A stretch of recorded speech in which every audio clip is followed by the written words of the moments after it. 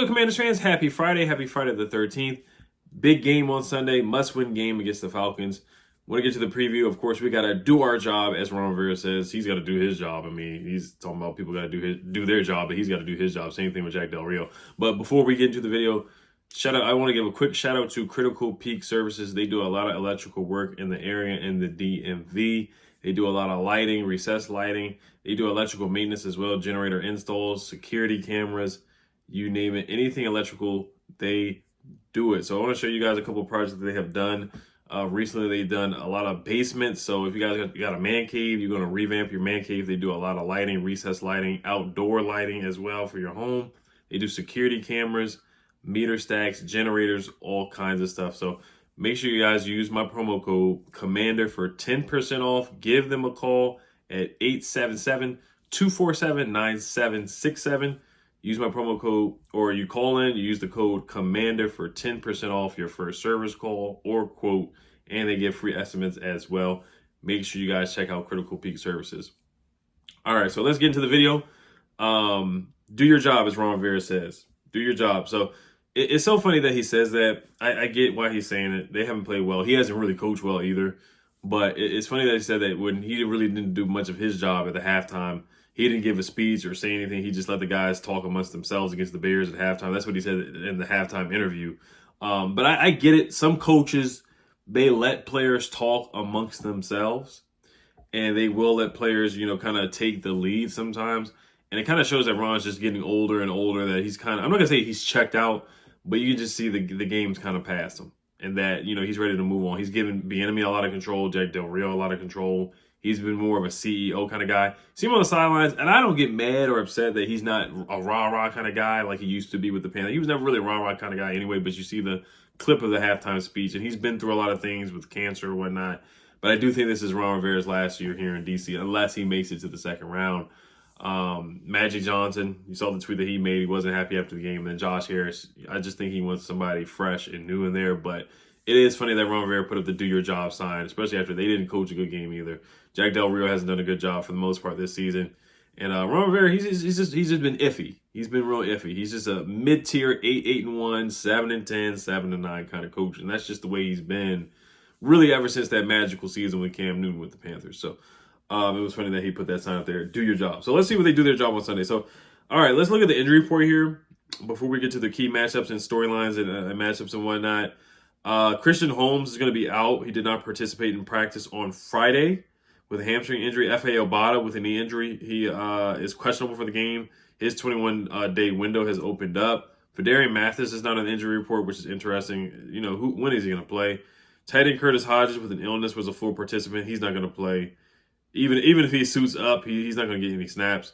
Charles Leno, full participant. Curtis Samuel, full participant. Both with finger injuries. They're going to play.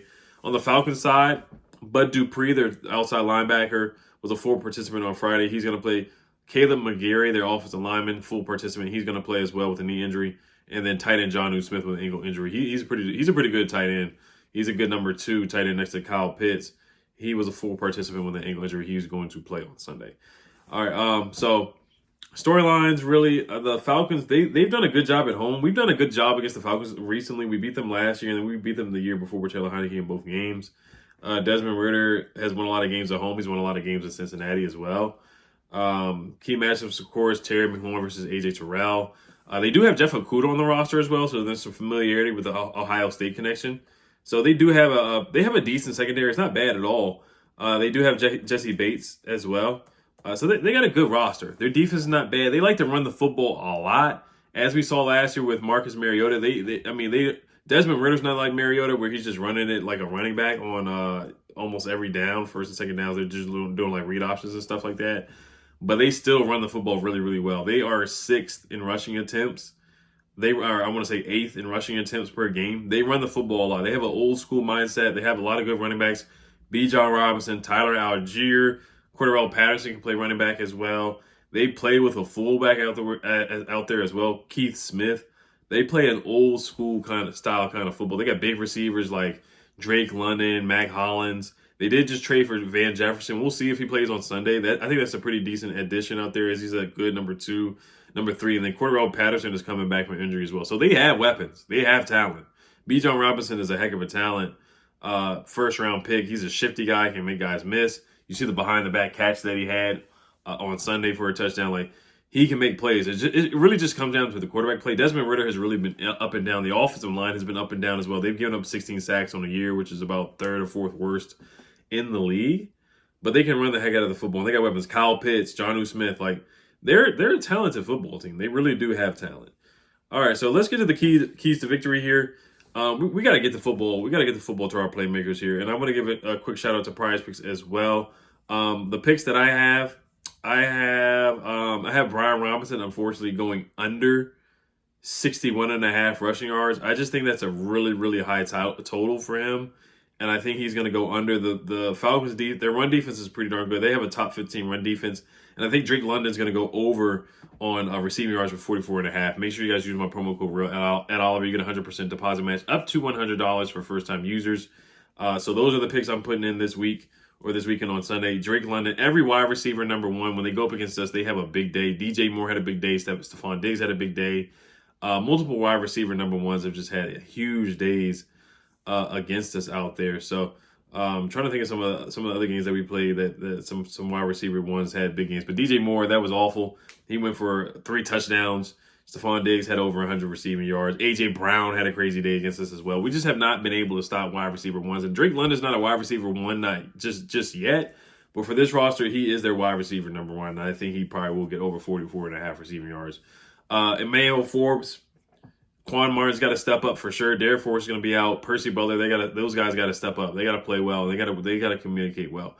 But the keys to victory that I have is slowing down the run game. We got to slow down Bijan Robinson. We got to slow down Tyler Algier. I'm not sure if we're going to stop the run, but slow it down and make them one-dimensional. We have to make Desmond Ridder beat us. We have to rattle him. We have to get pressure on him. Looking at the matchups, Jonathan Allen versus the rookie Matthew Bergeron, the left guard. Jonathan Allen has to dominate that matchup. Montez Sweat, Chase Young, Deron Payne. We got to dominate up front. We got to bring some pressure. We got to blitz a little bit. We just let Justin Fields get way too comfortable in the pocket and just pick us apart and get the ball to DJ Moore way too many times. We got to stay disciplined on defense. And we have to tackle. We were terrible tackling. Emmanuel Forbes was bad. Kendall Fuller whiffed on a play.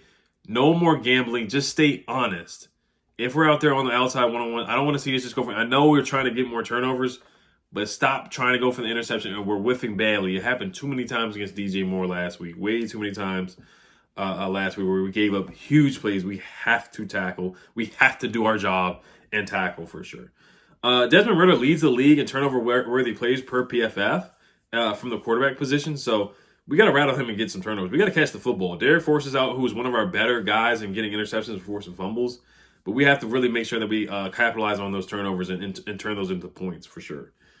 The Falcons are really good on third down defense. The Falcons are giving up 16 sacks this season.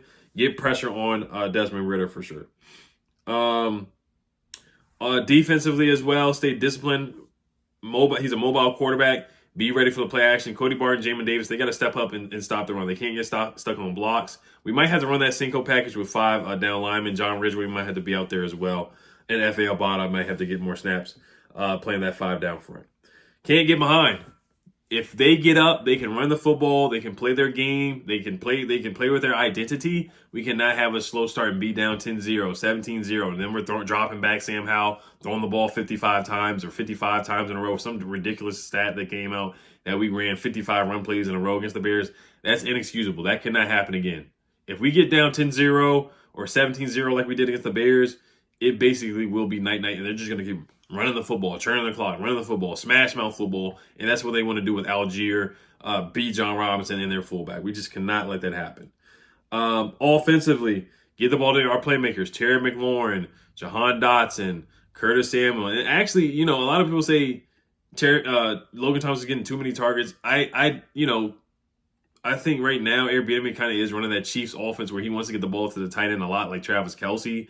And this offense is a tight end target heavy type of offense, but the Falcons are bad against tight ends. They have a 108.6 rating allowed to tight ends, which is 20th in the league. Dalton Schultz had a good game against them last week with the Texans. I would actually feed Logan Thomas. If he's open, give him the football. Give him the football. He's been doing a good job, had a couple of drops, But of course, we want to get Terry way more involved. We want to get Jahan way more involved. We want to get our receivers way more involved. I like AJ Terrell's a good corner, but I think Terry wins that matchup. Jahan Dotson, I think, wins that matchup against Jeff Okudah and Curtis Samuel. I don't think anybody can really check our guys. We've got to get the football to our guys. We have to establish a run game and get more balance too. Brian Robinson cannot have less than 10 carries. He's got to have at least 13 carries, 14 carries. He's a kind of running back where he gets the better as he goes, and the more he warms up and gets the football more, the better he plays. Turnover battle, that's an obvious one. No Gibby fumbles, no interceptions from Sam, but we got to protect him. Chip, max protect, get some help. They have some good defensive linemen, not great, but they only have 5 sacks on the season. But remember the Bears, they barely had any sacks, and guess what? They came into DC and racked up sacks against us. So the Bears defensive line has not gotten a lot of pressure. They have one of the league worst, only 5 sacks. They also sack percentage, they're one of the worst in the league as well. Emmanuel Forbes, I don't know what they're going to do with him, but Drake London, Kyle Pitts, we cannot allow explosive plays at all. We cannot allow big plays to Cordarrelle Patterson, Drake London. I don't know what the rotation is going to be with Emmanuel Forbes. Are they going to bench him and have Danny Johnson in there, or is he going to have limited snaps?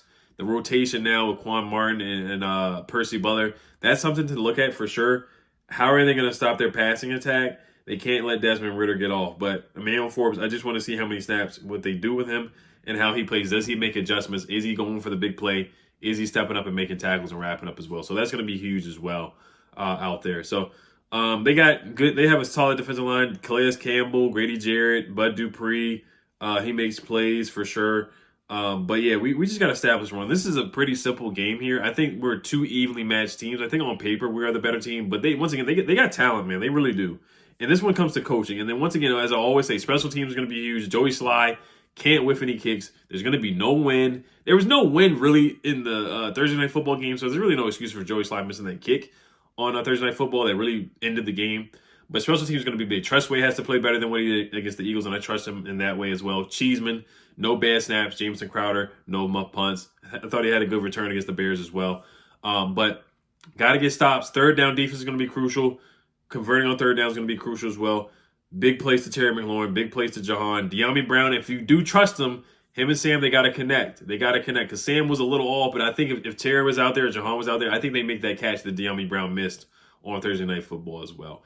Eric Bieniemy, more of a balanced game. I said that before, but in the screen game, don't forget about the screen game. Eric Bieniemy, sometimes he forgets to go back to his bread and butter and what really works. And I think going back to the screen game, I think that will work against the Falcons as well. Other keys of victory that I had out there. Slide. Don't kick it to Cordarrelle Patterson because he's a good punt returner. Ron Rivera, as always. 4th down decision making. 2-point conversions. Are we going to give Riverboat Ron or are we going to get conservative Ron? Because he could have went for it when Sam Howell had that nice run against the Bears, but he was conservative again. He was conservative against the Eagles. It just depends on the flow of the game. He was aggressive against the Bills, going for it on 4th down in the red zone. We did not get it. So I think he was scarred from that. But this game, I kind of feel like you can be aggressive with them. I do feel like this is going to be an old school, low scoring game. But if he wants to be aggressive with it on 4th downs, I don't mind him going for it. I really don't. Especially if Sam makes a crazy run to make it 4th and 1. I think you want to give confidence to your guys and go for it. So that's the big thing for me is challenges, 4th down decision making, clock management under 2 minutes, and the 2-point conversions as well. If it's going to go to overtime or right before like the Eagles game, I wouldn't go for it. Once again, I would go into overtime again. It depends on the momentum of the game. You are on the road, so if you do have that momentum, I don't mind him going for it either. So that's the big key thing. That's going to be the huge key right there is Ron Rivera and his decision making. I talk about it all the time, how bad he was last year with clock management. So that's a huge thing there for sure. So, all right, let's get to the score prediction here. I think it's 2 evenly matched teams. The Falcons only average 16 points a game. They don't score a lot. They have been up and down. They beat the Texans and they got blown out by the Jags. So they've just been they've been an inconsistent team so far this year. They do have an identity, which I want us to have an identity of running the football. But I think we lose this game. I think it's going to be a close one. I think Yo Hoi Koo or Young Hoku hits a game-winning field goal to put it 20-17. It's going to be a very, very close game. And I think we just don't get enough stops at the end. I think they run the football pretty well a couple times. They make a big play to Cordarrelle Patterson. They put them in field goal range, and we lose the game 20-17. But I think Sam has a good game. I think B-Rob has a solid game, even though he goes under with 61.5 rushing yards. That was my other pick. He goes under 61.5 rushing yards because the Falcons defense has been pretty good this year. But yeah, Jesse Bates is a good safety as well. But I got us losing this game 20-17. I do think it's a winnable game next week against the Giants, though. I really do. I think it's super, super winnable, as all the Giants games are. But we find a way to lose to the Giants some way, somehow. But this is a big game, man. We got to win this game, and I wouldn't be surprised if this ends up as a tie because they're just so evenly matched. Like Ron going 8-1 last year, I wouldn't be surprised if this is the tie game. If this is the game that we tie, because I in my head I always thought we were going to go 8-1 this year again, and this could be that tie game. This could be that tie game. So, all right, you guys let me know what you guys think. Hopefully, I do the reverse jinx.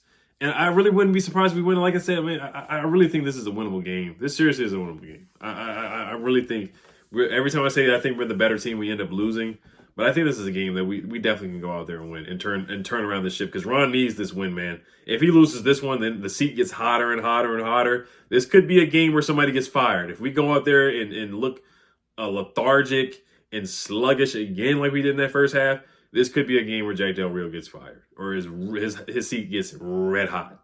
All right, you guys let me know what you guys think. I'll see you guys on Sunday. Have a great weekend. Peace.